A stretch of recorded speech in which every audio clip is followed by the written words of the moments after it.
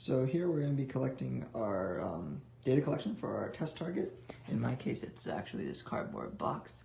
And the reason I picked a cardboard box is because it's a really simple shape, got lots of straight edges, and it seemed like a good way to make sure that I could confirm that my data collection techniques and analysis in producing the 3D point cloud are going to produce the results that I expect. So it's a good way to gauge it. So with that being said, you can also see that the line of laser is already on, and where it hits the box, it's kind of separated, and that's the kind of information the camera's going to be using with the Raspberry Pi to kind of determine XYZ points.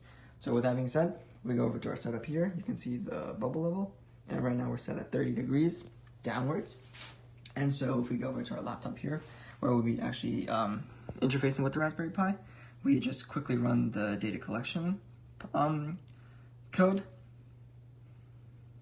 and it'll just take a second to come up, ask us for the IMU angle, and because we're 30 degrees down, that's just subtracted from 360, so really 330. And it tells us it's confirming, and it's going to be starting to run the code. And so all it's going to be doing is taking a picture of that, and it'll be storing it in a folder that I created. And it tells us it's all done. And so the next step would be to then, again, change the angle of this, move it up 2 degrees, and as we keep moving it up, we're eventually going to scan the whole way through the box.